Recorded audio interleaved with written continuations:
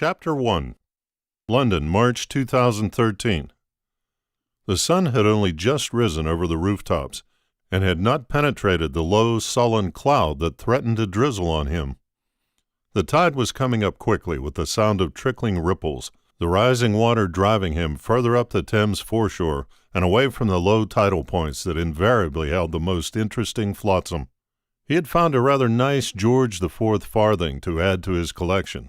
The little orangered copper disc had lain below the cold gray water of the River Thames for 200 years. Each find was a little redemption, an inanimate resurrection. Jim climbed in carefully through the lounge window of his home. It was a large part of an old converted warehouse, now transformed into a riverside townhouse that retained an 18th century feel and a faintly nautical character.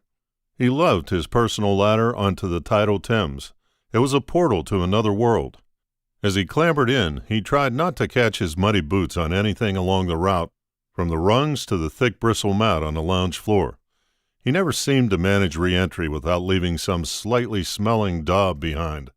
Getting up to his home from the Wapping foreshore without leaving a trace was a challenge he always set himself. His lead foot set safely on the mat. He leant forwards and turned nimbly in a pirouette to bring the other through the window. He didn't clip his foot on the frame, so he might have pulled off a flawless entry. He looked back. There wasn't a mark. He scanned for signs of mud that might have flicked off his boots and splashed out on random trajectories. He couldn't see any evidence of it. He smiled with satisfaction. At last he had managed it. Stafford, his butler, entered with a tray of breakfast. There was a newspaper on the side. "Apparently you are the most eligible bachelor in Britain." Stafford put the tray on the coffee table by the sofa. "According to the headlines, Hot Billionaire Gives." He opened the tabloid at the center spread and laid it, too, on the coffee table with a snap. "What?" Jim stepped forwards to grab the paper. He stopped mid-stride, his muddy boot on the carpet. He stepped back hastily onto the mat. "No good deed goes unpunished," remarked Stafford, glancing quickly at the muddy boot print. He looked quite amused as he turned and left the room. Jim slipped his boots off and went to his breakfast tray. He grabbed the paper. Someone had blown the whistle about him and his money. If he hadn't started giving it away, no one would have known he had so much, except the taxman. Now it looked like the press were going to make a big thing of it. He felt a little flattered, but the article had a nasty edge. It seemed to suggest there was something mysterious about him, something sinister about the richest man under 30 in Britain. He snorted. No one seems to know where his £2 billion fortune comes from. He wondered what they would write if they knew it was actually £10 billion. Chapter 2. Tokyo, March 1970. Akira Nakabashi was looking up at the cherry tree, trying to stare at the blossoms with the same blank concentration as his father. The pink flowers were pretty but uninteresting. To the 6-year-old, any more than a few seconds was long enough for him to get bored with the tree. The white pink petals peeled off the twigs in clouds as the wind gusted down the hill. His father stood perfectly still, gazing up at the blooms. They seemed to the child's eye like bunches of torn paper stuck at the ends of knobbly brown sticks. "Father, what do you see that is so interesting?" he asked. "The cherry blossom is an ideal beauty," said his father, still staring up at the tree. "The flowers show us perfection. Their life is such a beautiful, joyous moment. But they fall so quickly. Is that not also beautiful?" Akira looked down at the petals on the pavement. The crushed flowers seemed to be melting into the black surface. He waved his right hand inside the sleeve of his coat, flapping the empty cloth tube from side to side. "I'm glad I'm not a cherry blossom." His father closed his eyes and sighed. A passerby noticed his empty sleeve, and Akira caught his gaze. He held out his hand from his armpit and let the sleeve hang down at a seemingly impossible angle. The man's mouth fell open, and he looked away, shocked and embarrassed. His father glanced down at him, right eyebrow raised. Akira dropped his hand back into his armpit, and the sleeve hung limp. He had embarrassed his father as well as the passerby. He felt shame. He knew his father was angry. Now the cold spring wind blew straight into his father's face. His brown hat lifted from his slick black hair and took off behind him. He twisted around to catch it, took 2 steps, and grabbed it. Another gust sent a dense cloud of blossom tumbling about Akira. He swiped at them with his left arm as if they were a swarm of bees. He was laughing as they fluttered around, beating against his face. His father was crouching, his hand pinning his hat to the ground.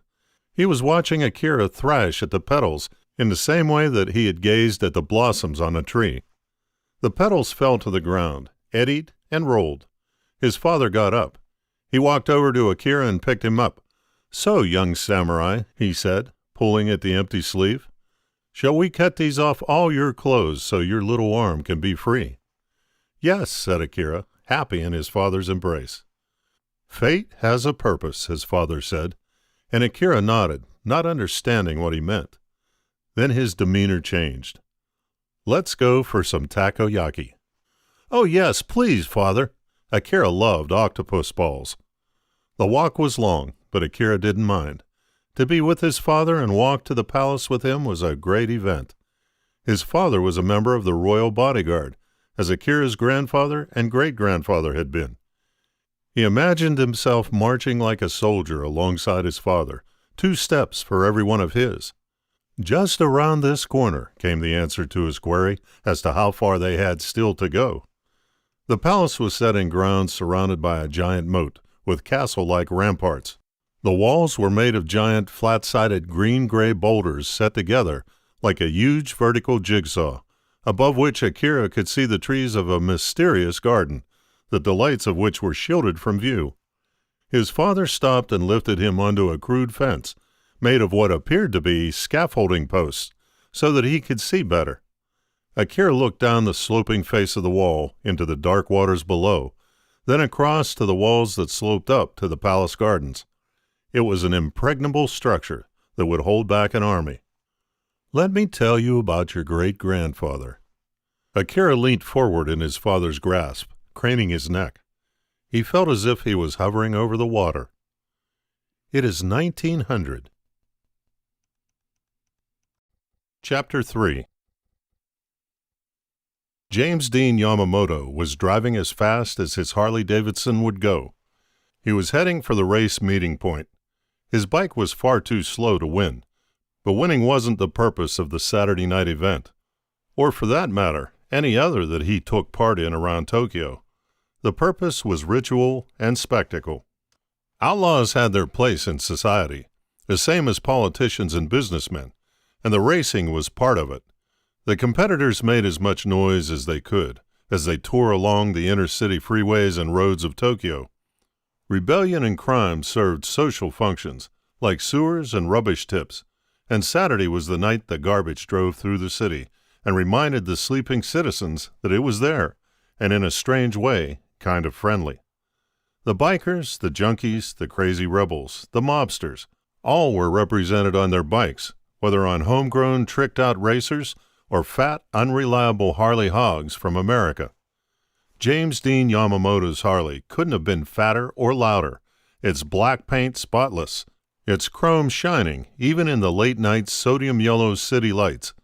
Local-made bikes, the Hondas, Kawasaki's, Yamahas, and Suzuki's, had seats, but his machine had a saddle.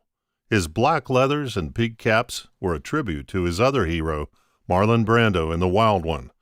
But when he took his cap off, he would comb his greaser quiff back, like James Dean, or yet another of his American heroes, Elvis.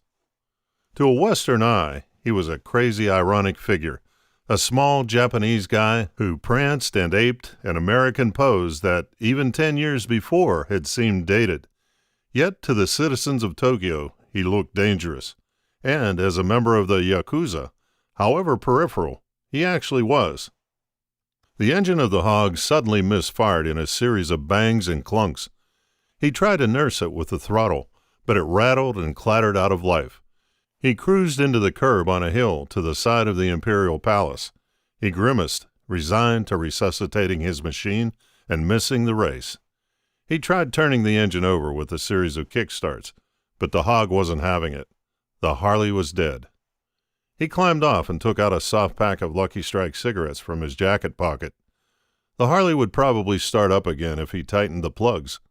He would wait for the engine to cool. He lit up with his Zippo, staring at the inert bike in what a spectator, if there had been one, would have taken for a pose. Something caught his eye by the fence separating the pavement from the palace moat. A pile of clothes, neatly folded. He took the cigarette from his mouth and walked over to it. Had someone jumped into the moat? He looked over the rusty barrier down the sloping side of the wall. A few feet below, a child was clinging to the side. James Dean looked away and took a drag of his cigarette, then looked back. The child, 11 or 12, was peering up at him. "What are you doing there?" James Dean asked. The boy said nothing. There was something funny about him. "Do you need help?" "I don't know," said the boy. James Dean noticed the child's right shoulder. His hand seemed to be coming straight out of his armpit, as if he had no arm. His wrist looked like it was plugged straight into his torso. "What are you doing there?" he asked again. "I was planning to swim the moat, but I'm stuck." James Dean Yamamoto gave a short laugh.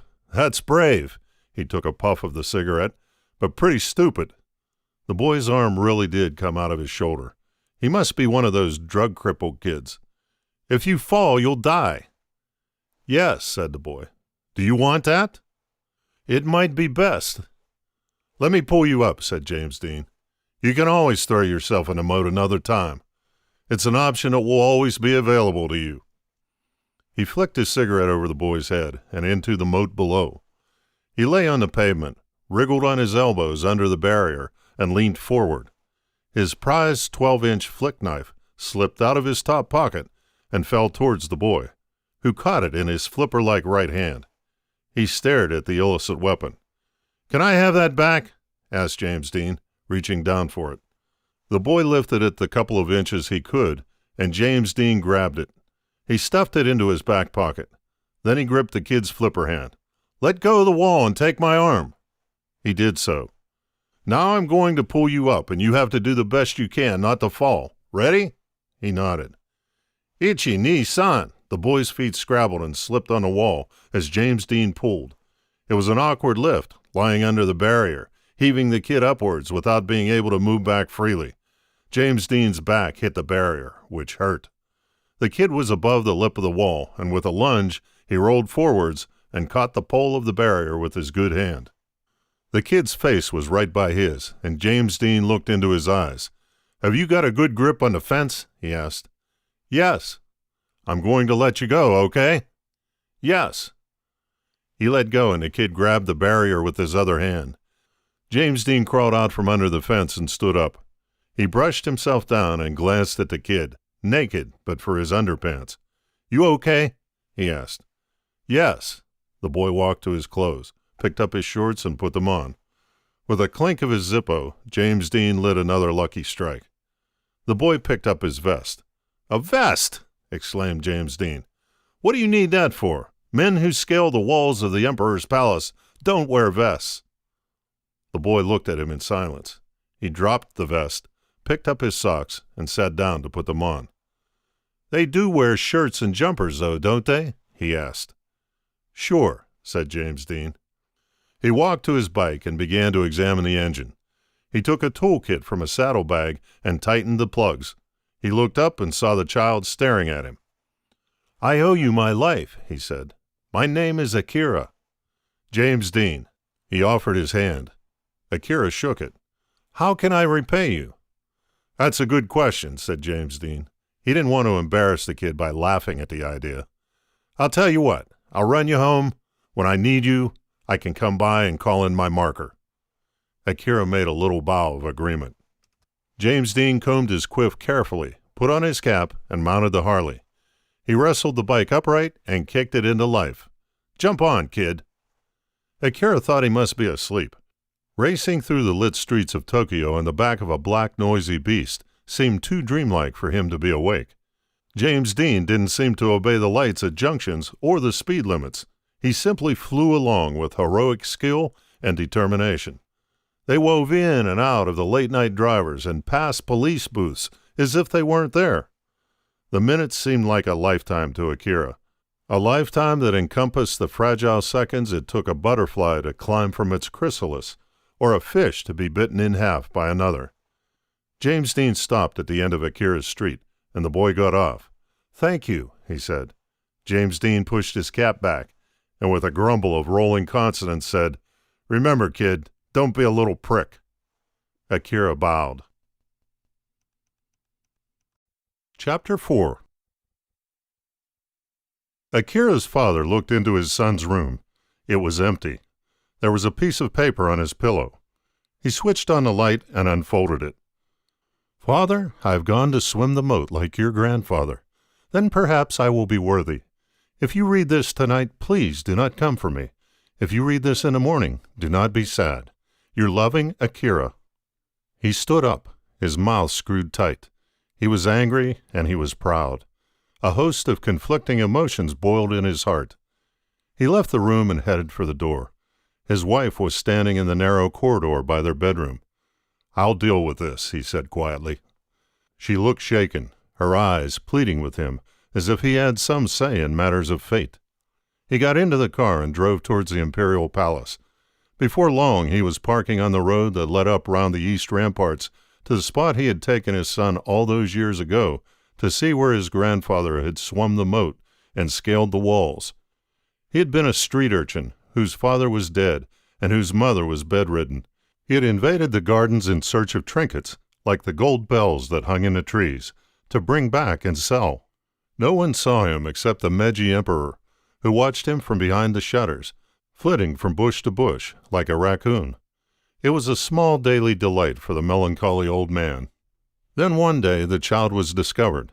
The emperor intervened and ordered that he be placed under the protection of the royal household. In time, he had become part of the royal retinue, a bodyguard to the imperial family. His son, Akira's grandfather, had followed him, and then he himself had followed the family tradition into imperial service.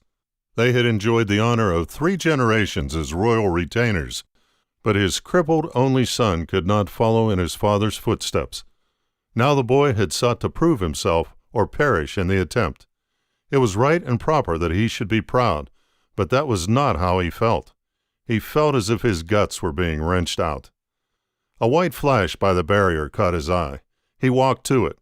It was a small string vest. He clenched it in his fist and looked down into the black water below. "Akira!" he called. He waited. "Akira!" The road behind him was empty, and the buildings looked down blankly on his desolation. "Akira!" he called a third time. He would not call again. He returned to his car and drove home in the lowest of spirits. When he arrived, he turned off the engine and sat for a few moments, thinking of his son. How would he explain what must have happened to Akira's mother? Reluctantly, he climbed out of the car, locked it, and began to walk up the path to his house. As he neared the front door, it opened. His wife stood there, smiling. His heart jumped. "Our son is back," she whispered. He went straight to Akira's bedroom and slid open the door. "Are you awake, son?" he asked. Akira sat up. "Yes, father." "Where have you been?" "I went to swim across the moat." He knelt by the bedroll. "And how was it?" "I could not climb far enough down the wall." "What did your adventure teach you?" "Not to be a little prick." Where had his son picked up that word, and such coarse pronunciation? He stood up and looked down at his child. "I'm very glad you came back," was all he said. Akira trudged towards home, his satchel on his back. His face was grazed and his blazer dirty down the right side. The bullies had roughed him up yet again as he left for home. It was a daily humiliation. His eyes widened. A black Harley stood at the end of the street, and James Dean sat astride it, smoking. He ran towards him. "Hey, kid," said James Dean. "I've got a job for you." "Great," said Akira. "Anything. What is it?" "I need you to take a package to someone, now." "Yes." "It will be dangerous." "I don't mind." James Dean reached into one of the saddlebags and pulled out a small brown paper parcel. "Take it to this address." He pulled out a piece of paper. Akira put the parcel in his satchel and examined the directions. Getting there would be an adventure. Then James Dean took out 5,000 yen notes from his pocket and gave them to him. "This is for you. I'll run you close, and you make the drop and find your own way home." "Yes." "Hey, kid, don't say yes," he waved his cigarette. "Say sure." "Sure," said Akira. Akira waited nervously at the wooden door. It slid open, and a pretty woman in a dressing gown was looking down at him. "Are you Miss Mai?" "Yes," she said, smiling. "I have something for you." He swung his satchel off his shoulder and took out the package. "Thank you," she said. She ruffled his hair, went inside, and closed the door. He put his satchel on again and ran down the steps to the street.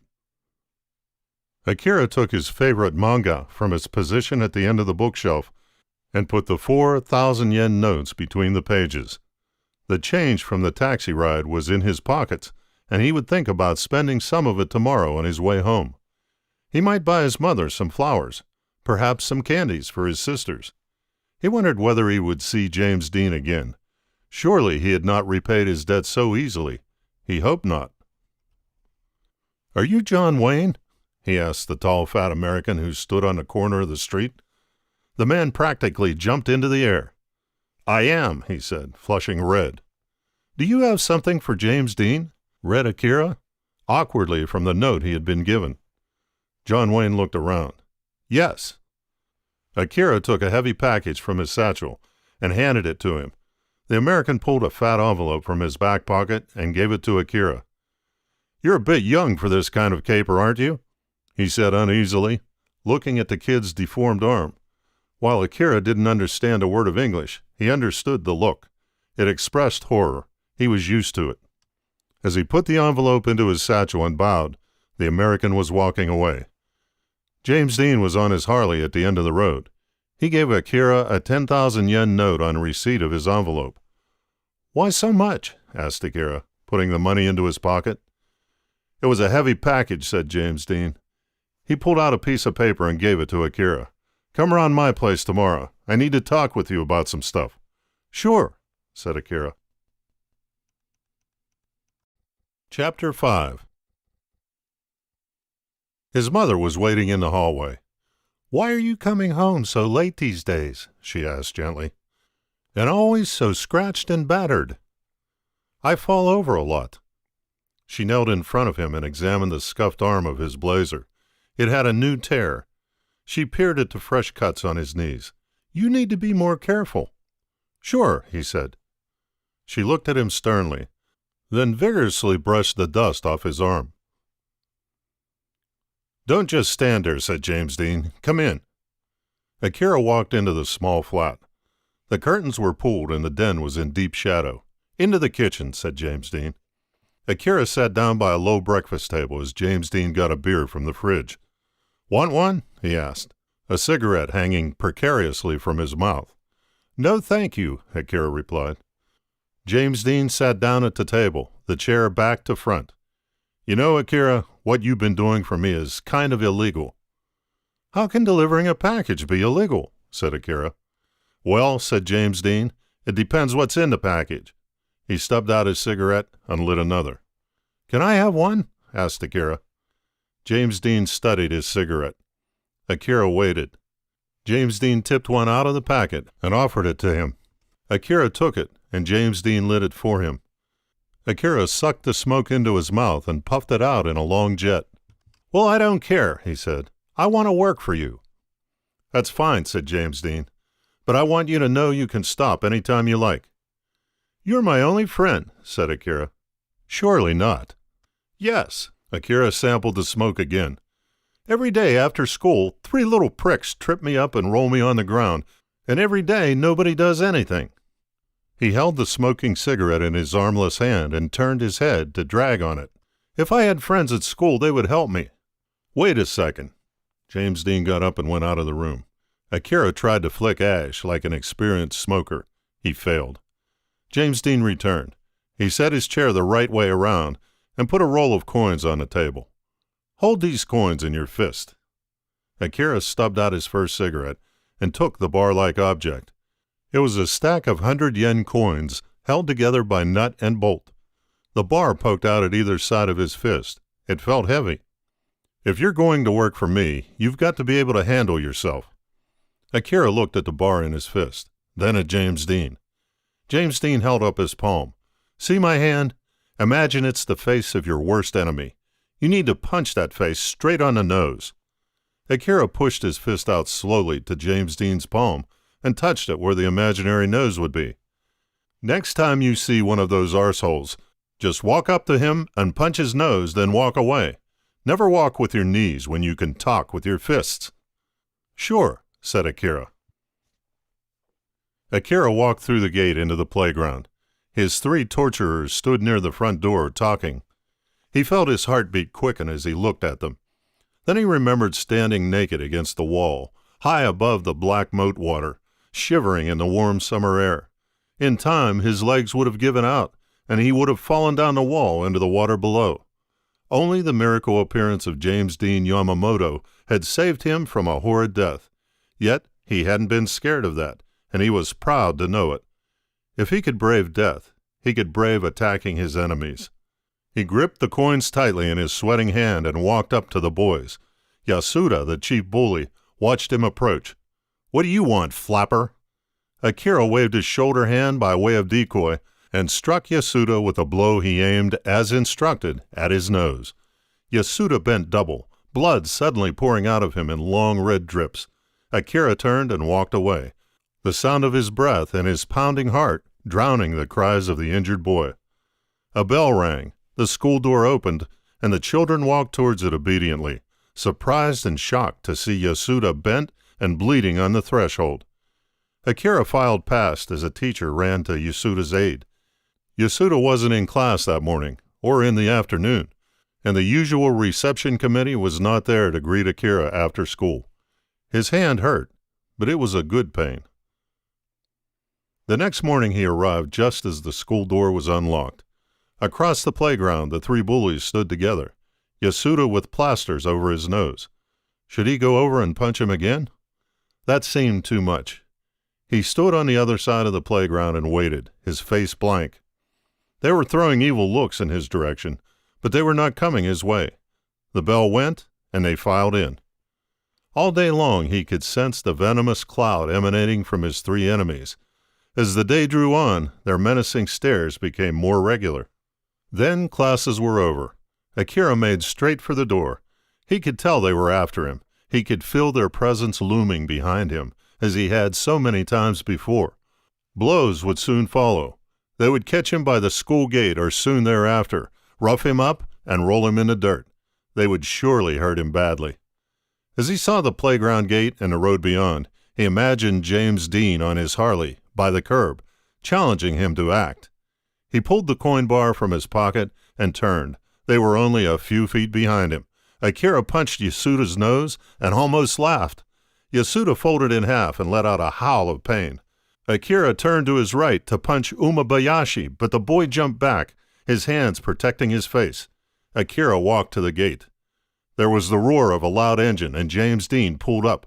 "Jump on, kid," he said, surveying the scene. The other children looked on with awe as Akira straddled the back of the Yakuza man's motorbike before it grunted away. James Dean noticed Akira's bloody knuckles as the boy gripped his shoulder for balance. Akira's father sat down at the low dinner table. His mother and sisters got up and left the room. His father took a mouthful of tea. "Show me your hand." Akira held out his arm across the table. His father examined his hand. It was bruised and swollen, the knuckles heavily grazed. He moved the fingers. "Nothing broken," he said, letting go. "The school has complained that you struck someone. Is this how you injured your hand?" Akira remembered James Dean's words. "I was tired of falling on my knees, so I spoke with my fist," he replied. His father stiffened. He gave Akira a long look. Then he smiled. "Let me see that hand again." Akira held it out. His father examined the swollen knuckles. "No wonder the child is not returning to your school." He called to his wife, and the family returned to the table. Akira wondered whether the huge fat guy in his dressing gown was a sumo wrestler. The man gave him a thick envelope in exchange for the package he had handed over and slammed the door in his face. That didn't seem right. When he met people at their addresses, they were normally happy to see him and treated him kindly. He looked carefully about the street as he made his way along it. There were a couple of men across the road in the sort of raincoats his father wore. His stomach lurched and his heart began to pound. He walked quickly along the pavement, trying to keep his eye on the men. He could feel them coming after him, just as he had felt the bullies behind him at school. He went down into the subway and began to run as soon as he thought he was out of sight. He followed the signs for the platforms and picked up another route to another exit. He emerged on the other side of the road, and as he did so, another man in a raincoat 50 yards away stared at him. Akira ducked into a department store a few paces ahead. He ran through the rows of merchandise and came out on a cross street. He raced in front of a cab, waving frantically. As soon as it stopped, he jumped in. He gave the driver James Dean's address and slumped in the back seat as low as he could. The cab pulled away. He couldn't see out of the window for fear of being spotted. He counted the seconds as they moved slowly with the traffic. He would sit up once he had counted to 300. "Policeman, huh?" said James Dean. "Well done for giving them the slip." He slapped the 10,000 yen note onto the kitchen table. "That's for you, for surviving your first chase." Akira flicked the ash from the cigarette in his short hand into the ashtray a foot away. He took the note and pushed it into the top pocket of his blazer. "What does it mean?" "I don't know," said James Dean. "Time for you to lie low, maybe." Akira's heart dropped. "How long?" James Dean took a swig of beer. "We have to be careful. You're too good to waste on a stupid deal." Akira smiled. "Okay." Chapter 6. Akira sat by the concrete flyover pillar and looked down into the green canal water. It had become a daily ritual to go there on his way home, sit down, and smoke 2 cigarettes. It was a lonesome private place to linger and think. His empty days without a mission passed slowly. He longed for James Dean to be parked at the end of the road, waiting for him, engine running. Yet the days had rolled into weeks, and he felt that the gates to his magical world of excitement and adventure had slammed shut. He heard someone approaching and looked up. It was a gray-brown raincoat-clad figure, his father. Akira stood up smartly. "Quiet smoke?" his father inquired. Akira relaxed a little. His father was not furious with him, it seemed. His father took his own pack out. A moment later, Akira had pulled out his Zippo and was offering to light his father's cigarette. "I thought I should seek you out," said his father, after the first puff. "Your mother is worried about you." "Worried?" "Yes. She didn't worry when I came home every day beaten." "Certain hardships she expects. She wonders why you often come home so late." Akira swept his cigarette into his shorthand, took a drag, and said nothing. "So this is where you come?" "Sometimes." "What of your friends?" "I do not have friends. Other kids think they will catch something." "That is their loss." Akira flicked his cigarette into the canal. "Shall we go home?" "Yes, your mother is waiting." As the bell rang, Akira glanced out of the classroom window and across the playground. James Dean was parked on the road beyond. He jumped up from his desk. The other children were heading for the next class, but he ran through the empty hallways down to the floor below and outside. He sprinted into the street and stepped in front of a tree that covered him from view. As he did so, James Dean rolled his bike to him. His face was cut and bruised. "Jump on, kid." Akira leapt onto the back of the Harley. James Dean revved the engine and sped off in a cloud of blue smoke. Soon they had reached one of Akira's favorite haunts. He loved the little coffee shop. The owner welcomed him and James Dean like brothers and didn't blanch at the sight of a crippled child in school uniform. He ordered coffee like an adult and was served as one. They sat in a wooden shack like the real outlaws of his comic books. "What happened?" he asked eventually. "Trouble," said James Dean. "No kidding," said Akira, using one of James Dean's favorite American expressions. "I need to ask you a big favor." "Sure." "I need you to go to my place and get some things for me." "Sure." It'll be dangerous." "Okay." James Dean gripped Akira's right hand and squeezed it. Very dangerous. No one ever touched his short hand. No one dared to. He squeezed James Dean's as hard as he could. "Okay, what do you need?" "My gun, my money, a black book." He showed the latter's size with the forefinger and thumb. "In the kitchen, in the top drawer by the sink." "You in big trouble?" "Nothing I can't fix with my money, my gun, and my little black book." "Easy," said Akira. "But people might be waiting for me outside my home. They can't get the book." "Okay." "I'll drop you 2 streets away. Go in, get the stuff, come straight out and back to me." "Okay." The street outside the rundown apartment building was empty. Akira's heart began to race, as it always did when he was with James Dean. He entered and went up the stairs to James Dean's flat on the 2nd floor. Nothing stirred. He put the key into the lock and turned it slowly, then pushed the door open. He looked into the den. The light was out, and through the gloom he could see that the room was empty. He went in and closed the door. He felt safer now that he was inside, and his heart slowed. He moved across the blacked-out den to the kitchen. It, too, was empty. The air smelt stale. The table was covered with beer bottles, and the ashtray was full.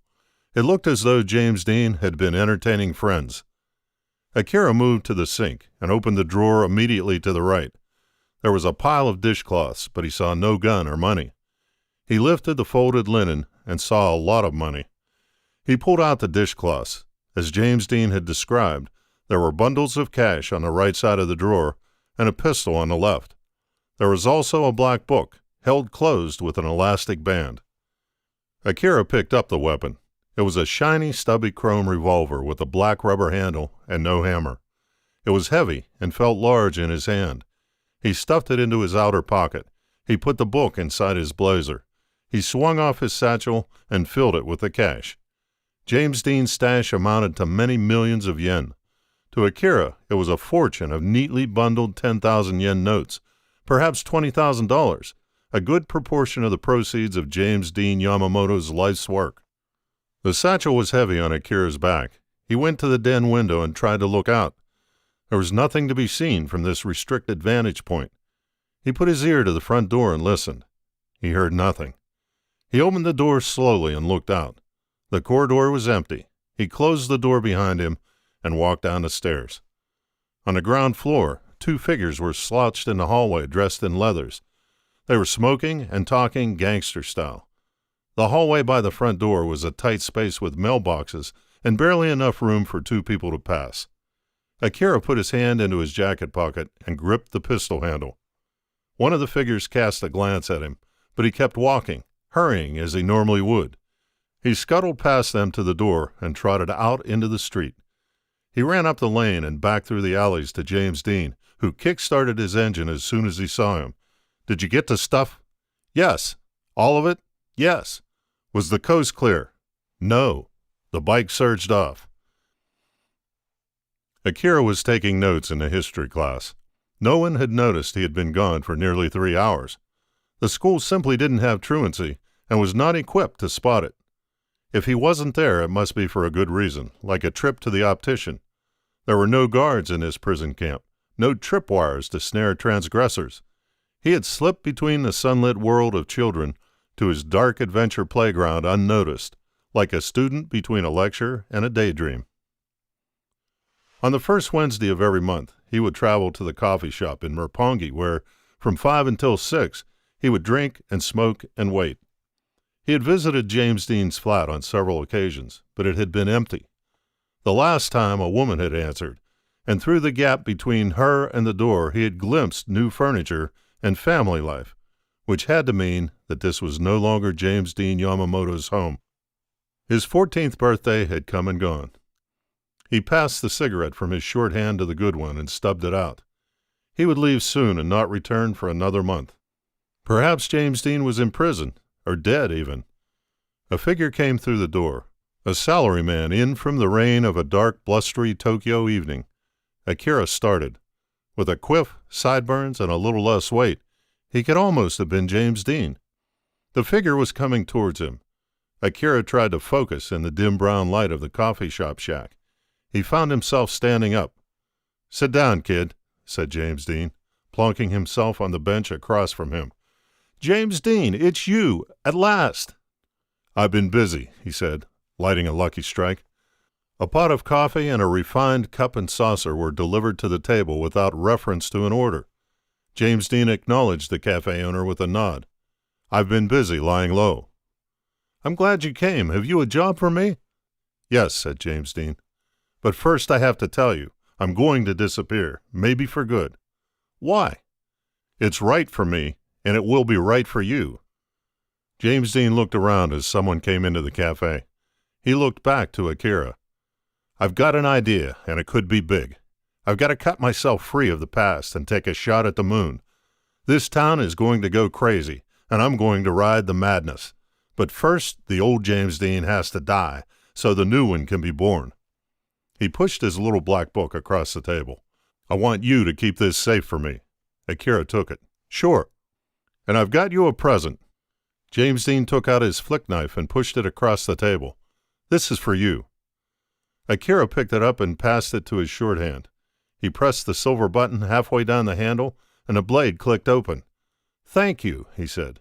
He twisted the blade lock with his thumb and folded the blade shut. "Well, this is it, kid." James Dean stood up. "Remember, don't be a little prick." "Will I ever see you again?" James Dean smiled and patted his own hair, as if the quiff was still there. "You never know, kid." Chapter 7. Tokyo, March 2013. Akira looked from the palace rampart to the far wall of the moat. He squinted. If he could focus his eyes just so, he thought, he would see himself 30 years before, clinging to the far wall. "And what of the mirror, Sensei Nakabashi?" Akira snapped out of his dream. "The mirror? Oh, that's very difficult. Not even the emperor can see the sacred mirror." "So does it, or for that matter, does any of the imperial regalia actually exist? After all, as curator of the royal treasure, you must be one of the few to know for sure." Yes, he said. "Of course it exists. Every piece has been at every coronation, as you surely know, since the beginning of history." The two American professors were looking smugly at him. The tall, stork-like woman from the New York Metropolitan Museum tilted forwards as if she was going to peck the top of his head. "Do you think you might be able to arrange for me to see the sword Kusanagi no Tsurugi?" "Very difficult," said Akira. "The priests at Atsuta allow access to it only for a coronation." "And what of the Yasakani no Magatama?" asked the relaxed, informally dressed young man from the Getty in California. "It is very beautiful and also very difficult to examine. The priests at Kashikotakoro guard it with their every sinew. But I can tell you a secret about it. It is not a jewel, but many jewels of the most exquisite jade, a necklace held together by a golden chain." "And you've seen it," said the improperly dressed curator from California. Professor Akira Nakabashi, keeper of the sacred imperial treasures, waved his short hand at the honored guests. "Please, let me show you the view further along." The two Americans smirked at each other. "I am very sorry to disappoint you," said Akira. "The imperial regalia are sacred items, drawn from the dawn of our history. They represent the very soul of the Japanese nation. They encapsulate the imperial rights and status, its authority, continuity, and legitimacy. They are not items to be examined and tested, not even by the emperor himself." He smiled cheerily. "Please, come this way. There is much else to see." Chapter 8. Brandon hated heights, so today's exercise was going to be a misery. Dropping down the line from the chopper was bad enough, but after the 4-kilometer swim there would be a cliff to climb, and he would hate every second of it. Not that the sickness or the fear was going to slow him down, let alone stop him. His face stayed as set and determined as it always did. His doubt and fear were locked inside him and throbbed deep below his impassive exterior. In a few seconds he would hit the water, detach, and form up with the 3 other SEALs in their squad. Danny, Reese, and Casey were his spiritual brothers. The exercise was simple. They would be injected offshore from the chopper, swim in formation to the beach, scale the cliffs, quick march 10K to the RV, and return to base. It was the climb that spoiled his day. He simply didn't feel comfortable scaling things. He could be deep underwater, totally reliant on his equipment for life, and yet be as relaxed as if he was in his childhood bed. Climbing up a wall, fixed by even the sturdiest of lines, set all his senses on fire. There was something overwhelmingly hostile about a vertical drop. A fall from even 30 feet up was likely to bust you up for life. It didn't matter that the stats were bad. It was just something visceral for him. There was no rescue if you fell. The water enveloped him as he penetrated the otherworldliness of the sea. The movement and muffled sound soothed the churning inside him. The sea was his friend, the blue water a comforting blanket. The sea off Okinawa was dazzlingly clear. He could see down thousands of feet through the azure ether of the world's clearest waters. Shafts of light twisted and turned, sparkling like the facets of a sapphire. The tension of the descent melted away as he fell in at the rear of the four-swimmer formation. Reese led the squad. He was an experienced petty officer who always seemed to know the right thing to do. He would be going up the wall first. Casey and Danny were as solid as they came. Brandon was proud and happy to be part of such a first-rate squad. He often felt he was struggling to keep up with their incredibly high standards. He copied their stone-cold courage and taciturn demeanor, but felt somehow junior to them. He wished everything could be as easy for him as it seemed to them. Nothing fazed his comrades, and while to the outside world nothing seemed to sway him either, he knew that his blood would boil and fizz like that of a diver explosively decompressing. There were no streams of bubbles trailing behind the others. The rebreathing aqua lungs they carried did not exhaust air into the water but recycled it, scrubbing the carbon dioxide from the exhaled gas and reusing the oxygen. A diver only took 25% of the oxygen with each breath, and rebreather technology allowed for longer, deeper dives. It also gave them a stealthy advantage when bubbles floating to the surface would have given them away. Not that bubbles mattered on this trip. Some SEALs liked the skydiving, others the sheer physicality of long marches on land. Some liked the equipment, be it transport or munitions, but Brandon loved the sea, whether he was diving, swimming, or operating out of boats. At some point, he was going to leave the military and had determined to get into the sports fishing business. When he was swimming, he had those kinds of dreams. Floating in the friendly blue void, he would make plans between the crosstalk of the radio, which crackled intermittently with chatter. They were coming up on the shore. "That's one hell of a lot of hammerheads," he found himself reporting into his mic as he watched a swarm of sharks far below cruising in long, lazy loops. "It's the season," replied Reese. "Is it shark humping season?" asked Danny, rhetorically. The reef reared up from the abyssal plain, a sea life-encrusted face rising vertically out of the void.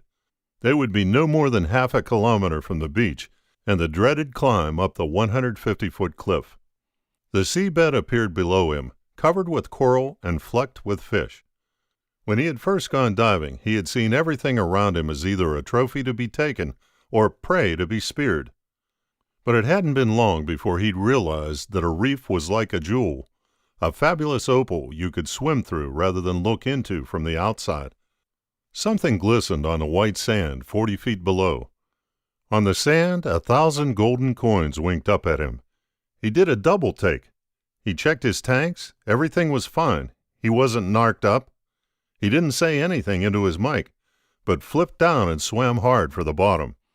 As he approached, the glinting coins didn't fade away or resolve into a different object. They got clearer.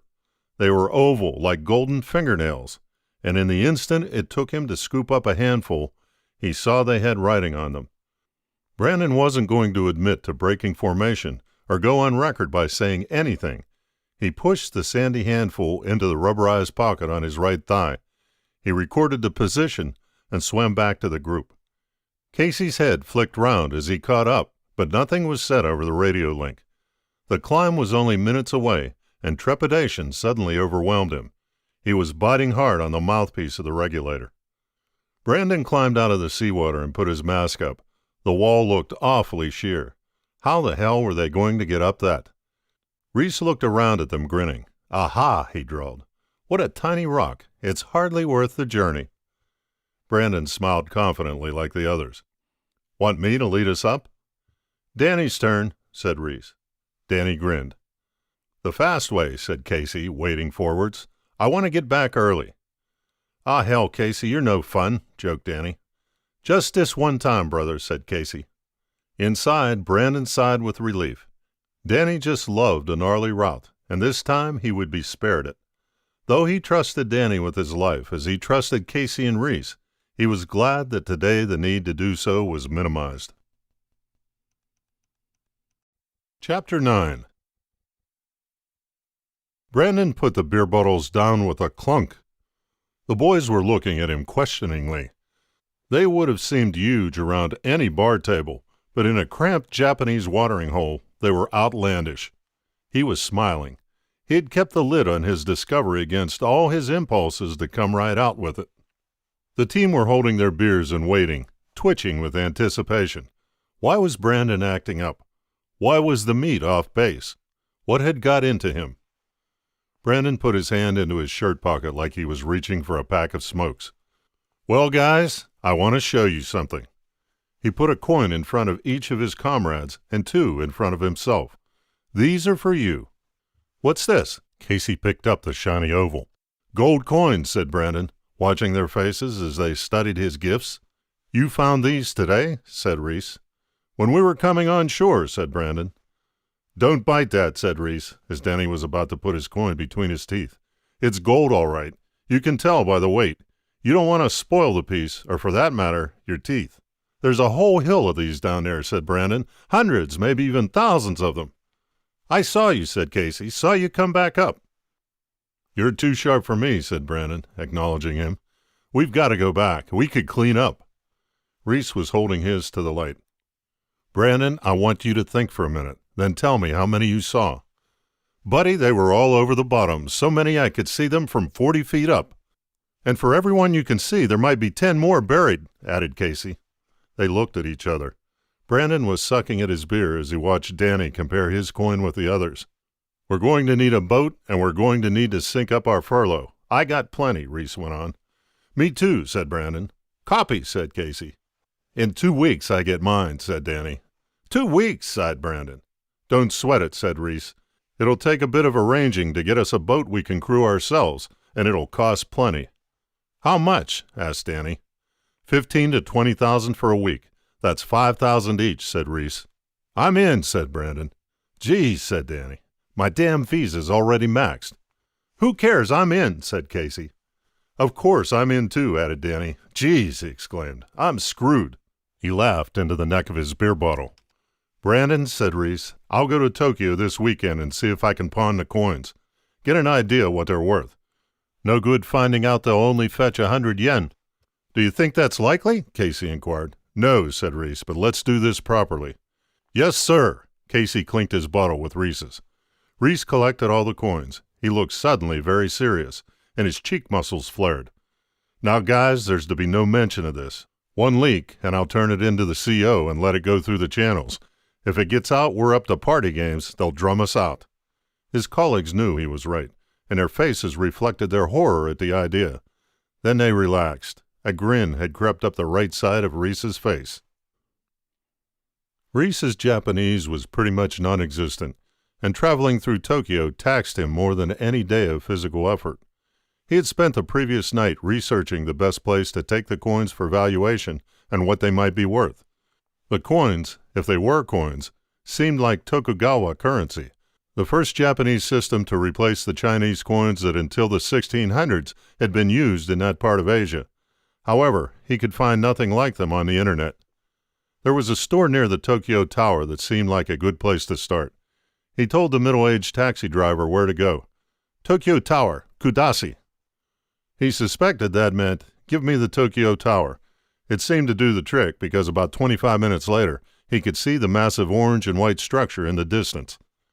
Reese squinted up at the Japanese equivalent of France's Eiffel Tower and chuckled to himself. The tower was typical Japanese thinking. Copy a great European idea, but make it with superior technology and expertise, in this case steel rather than iron. Then show the Frenchies how to make a tower that weighs only 25% of their cast iron monster, but is 30 feet higher. He marched up the hill, then down an anonymous main road filled with modern offices, and stopped in his tracks. Between two looming gray office blocks, there were 3 low wooden buildings, grimy and worn. The middle structure was spotlessly clean, but to his eyes, broken and old, like a shack in a country that needed tearing down for something, new and painted, to be put in its place. He checked his Google printout. It was the same door. There was a warm light coming from inside, and it looked open. There were 2 plates on the stoop, loaded with salt. Apparently that was for good luck. Reese kind of understood that salt was pure, and that pure was good, but it still struck him as odd to keep plates of salt on your front doorstep. He went in and found himself surrounded by cabinets of swords and armor. Towards the back of the shop he saw an old man and approached him. The proprietor, he thought. The old man's desk had a case on it, filled with little white and brown carvings. Reese walked up to him and smiled. The old man smiled back. Reese bowed a little and moved towards a chair in front of the desk. The old guy held out his hand, inviting him to sit. Reese sat down and immediately noticed that someone was moving behind a beaded screen. She popped her head out, a little old lady dressed in classic Japanese style. The proprietor's wife, he thought. He put his hand into his pocket and pulled out his wallet. He flipped it open and took out a coin stuck between 2 5,000 yen bills. "I want to sell this," he said slowly. He put it on a velvet cloth that lay in front of the old man. The old man looked at him gravely, then picked up the coin. He cocked his head from side to side and sucked his front teeth. A moment later he pursed his lips, produced a jeweler's loupe, and began to scrutinize it. He put the loupe down, pulled out a large magnifying glass from beneath the desk, and moved the coin backwards and forwards under the lens, flipping it over from one side to the other. He sighed and laid the coin on the cloth. "Sell?" "Yes," said Reese. The old man pulled out a pad and a long, thin gold pen. 3,000,000 yen, he wrote. Reese looked at the old man. $30,000. The Japanese didn't rip people off, or so they said, and so he had experienced. They also didn't negotiate, haggle, or expect tips. "Yes," he said. He bowed again. "Okay." The old man got up and went through the bead curtain. While he was gone, Reese turned to inspect the room. It was full of ancient stuff, and it struck him that he must be sitting in the middle of a fortune. He had another 4 gold coins in his pocket, and forced away the thought of what they were worth. It didn't seem sensible to push his luck here. He'd try another store. The old man came back and laid 3 bundles of cash on the velvet. Reese didn't count it. He knew he didn't need to. He stood up, pushing the money deep into his inside jacket pocket. The old man was bowing. "Domo," said Reese. Reese walked across the bar towards his unit, his face deadpan. Danny got up and headed to the bar to get them all another round. Reese took Danny's place against the wall, sliding his briefcase behind his knees. "How did it go?" asked Brandon. "Let's wait till Danny gets back." "We weren't expecting you till tomorrow. Didn't go good then," fished Casey. Reese turned to see what progress Danny was making. He was on his way back, bringing the beers. For a Saturday night, the place was dead. But even when they were busy, Japanese bar staff did not piss around. You needed a drink, you got one, quick time. Reese took his bottle from his colleague and had a long draught. "Well," said Brandon, "I only got to sell 2 coins. "Oh, shit," said Danny. "That's why you came back early." "What did you get for them?" asked Casey. "I mean, if there are thousands of them, it might still be worth it." "Well," said Reese, "I got 30,000 for one and 25,000 for the other." 30,000 yen's pretty cool," said Casey. "Dollars." Casey, Brandon, and Danny froze. There were no whoops of joy. Reese grinned up the right side of his face. "Gentlemen, that's the correct response." "Geez," said Danny, "we're going to get busted." "Not necessarily," said Reese. Brandon was chuckling to himself. He nudged Casey, whose bottle-holding hand was covering his mouth. Casey threw him a look that seemed to say, "At some point, this is all going to be your fault." "So what are we going to do?" said Danny. "Well, it can't do any harm to go back to that reef and take a look, can it?" Reese gazed around the table, allowing himself a smirk. "We can't get busted for a bit of sports diving," said Casey. "Let's see what we find," said Reese, "then work out what to do. So far, we've done nothing we can't explain away." Danny's eyes twinkled in the subdued light of the bar. He raised his bottle. "Here's to sports diving."